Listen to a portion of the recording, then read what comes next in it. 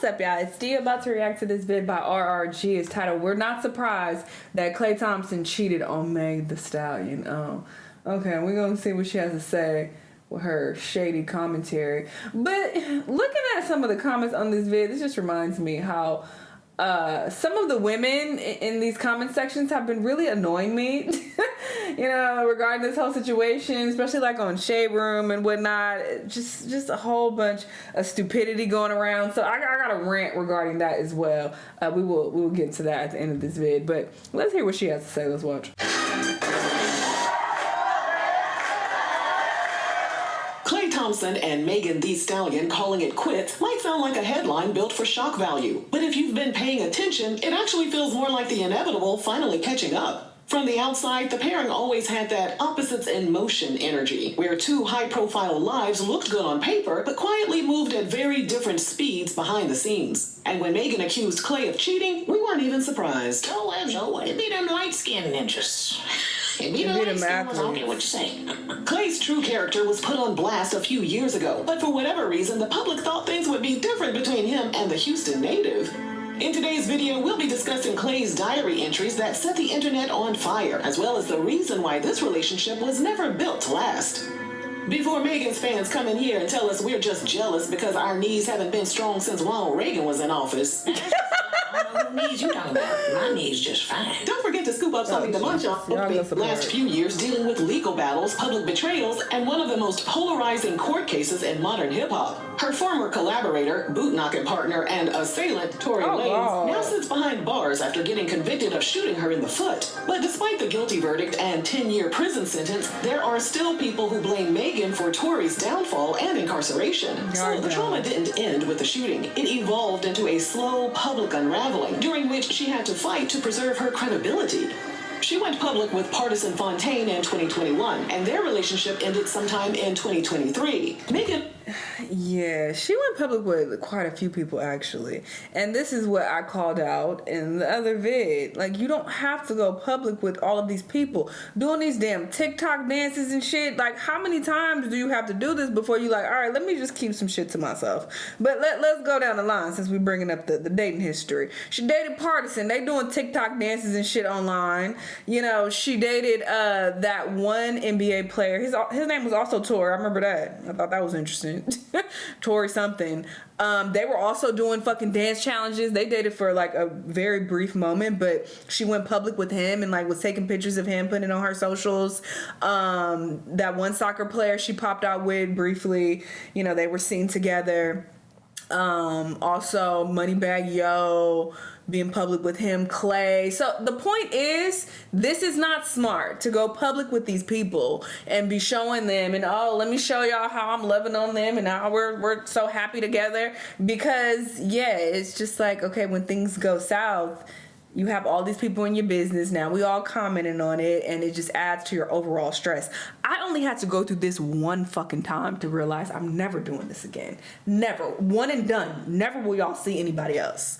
Well, if you follow me on Instagram and you've seen like, an arm, you might see an elbow, the back of somebody's head. That's all you getting though. I'm not popping out. I'm not doing no fucking dances with nobody. We ain't doing no Q&As. I'm not putting them on none of my vlogs. I ain't doing none of that. It took one time for me to go through that. So the point is, she's gonna keep doing this over and over again, and all these niggas end up being trash. It's like, girl. Alluded to catching an ex in bed with someone else on her song Cobra, and Partisan denied those accusations. However, he did admit to having inappropriate text interactions during their relationship. Boy, stop lying. Oh, lying ass. Tell me, I cheated in text, but I didn't cheat in real life. IRL, yes you did. As for Klay, well, he's one of the most boring athletes in the sports world.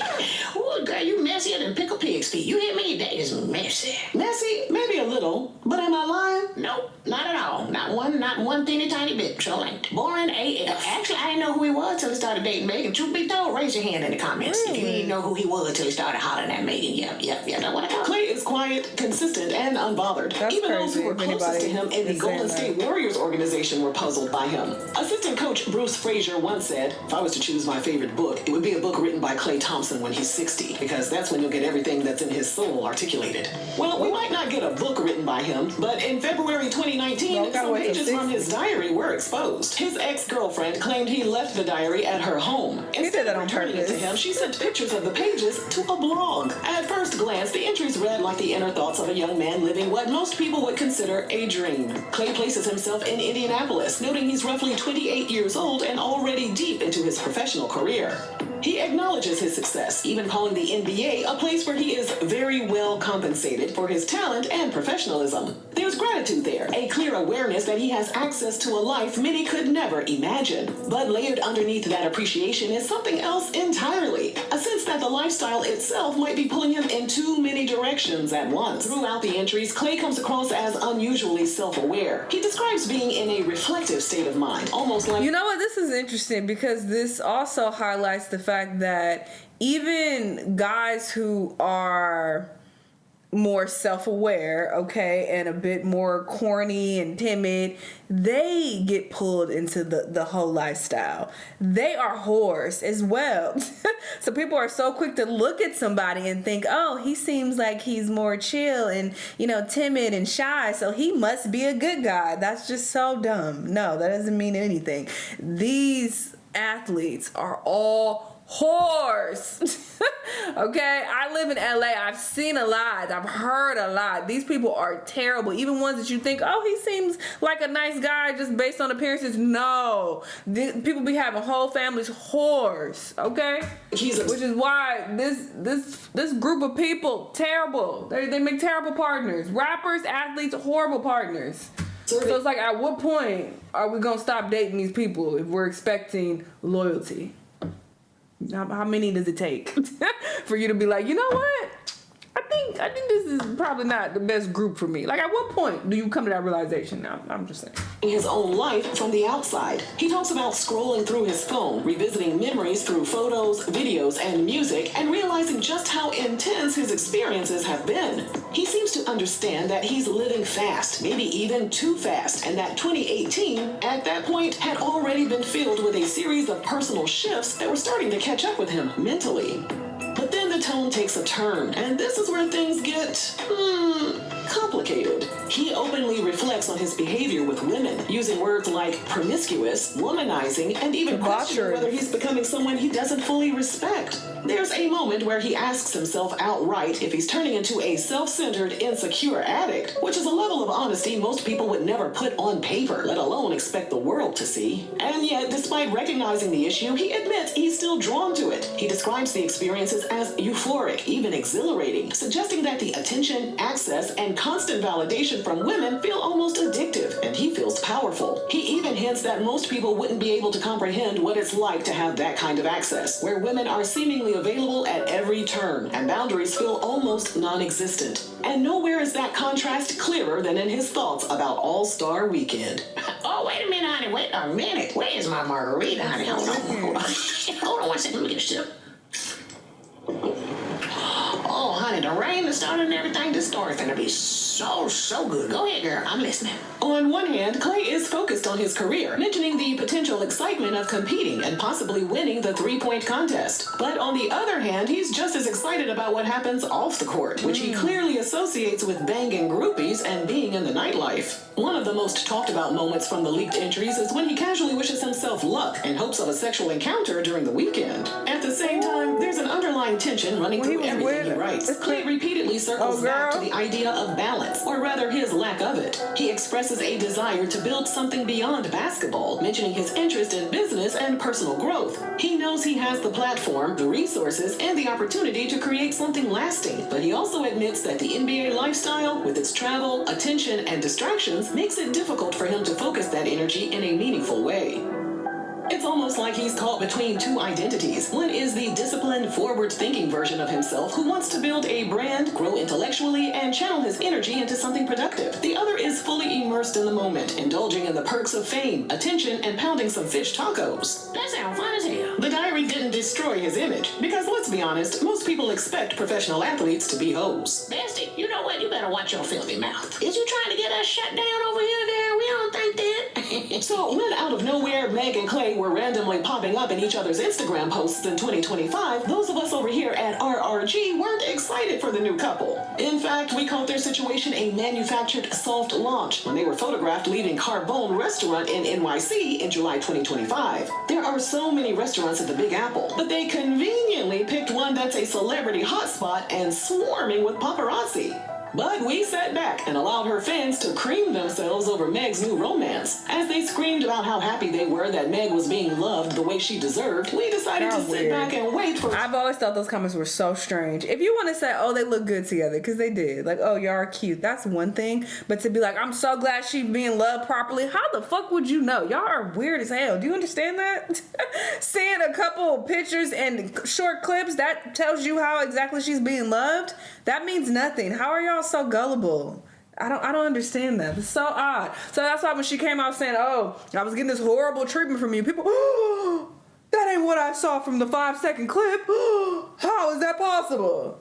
Damn, y'all dumb. Klay to show his... Every time I saw comments like that, I'm like, y'all are so strange. Even people make the comments about Sierra and her man. It's just like... Y'all don't know these people. We don't know what's happening. So how can you be like, oh, she being loved right, and oh, that's such a great relationship. I would love to have something like that. You don't know what's happening though. True colors. I see your true colors shine. And now, less than a year after going public, it's officially over. Megan publicly pulled the plug on their relationship, and she didn't do it quietly. She took to her Instagram story to accuse him of cheating. She also called out his horrible mood swings and made it very clear she had been holding him down while he was still trying to figure out if he could even be monogamous. And that right there connects directly back to something much deeper. When you look at those 2018 diary entries, Klay already... What makes this embarrassing? It's not that she got cheated on once. It's that she's gotten cheated on multiple times by the same exact trifling ass group of niggas. That's what makes it embarrassing, because it's like, well, you keep getting burned by these people, but yet you keep going back to these type of people, and now, oh, look, y'all, I got cheated on again. Oh, okay. And water is wet. Like, what's new? What's surprising about this? So that's what makes it embarrassing. It's like, okay, Meg is no longer, young, okay? I mean, she's still young technically, but the point is she's in her 30s now. So it's like, at some point, you should grow, learn from your mistakes, and try to do better. At some point, especially when you are this public figure, people are looking up to you and trying to, follow in your footsteps. They shouldn't, but that's a whole nother conversation. But it's like, I would think that you would want to try to improve as a person and do better. So it's just odd to see someone act like this, and then they're posting about it, and now people are, oh my God, I feel for you, and oh, this is so sad, I'm so sorry, Megan. It's one thing to have sympathy, sure. You can have sympathy for a person when they're going through a hard time, but I also think it's important for us to hold people accountable. Like, I don't see none of that going on. He told us this would be a struggle for him. He described his lifestyle, the constant access, the euphoric pull of women and attention, and more importantly, the internal conflict that came with it. I love this hair. He knew it didn't fit with who he wanted to be long term, but he also admitted he was drawn to it anyway.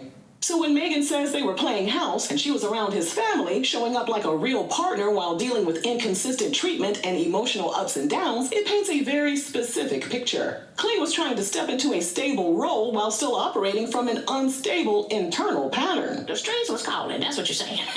And you can't turn a YN into a husband, okay? You can't do it. As for him having cold feet, he probably realizes that commitment requires a version of himself that he hadn't fully developed. It's the moment where the fantasy of a relationship meets the reality of consistency, accountability, and discipline. And if you're used to a lifestyle where everything is fast, exciting, and the women are constantly changing, that level of steadiness can feel suffocating as hell. Now, layer that with what he wrote years ago about struggling to balance, building something meaningful while indulging in the lifestyle around him, and all of this is starting to make a lot more sense. Megan had a front row seat to the internal conflict he documented privately in his diary. So the same lifestyle he once described as exhilarating and empowering is now showing up as destabilizing and unsustainable in a real relationship. Social media loves to romanticize the idea of he'll change for the right one, as if personal patterns suddenly evaporate when the partner is famous enough, beautiful enough, or successful enough. But real life doesn't work like that. People don't upgrade their habits just because the relationship looks good on paper. They upgrade when they decide to do the internal work, and that's a completely separate journey. Facts. In the end, Megan didn't lose anything here. If anything, she clarified standards in real time and moved accordingly. There's a difference between being chosen and being respected, and she clearly knows which one matters more. You know, I hate to say what the men say, but just choose better next time, Megan. Damn. And you better not call Slim Thug either. Don't call his ass.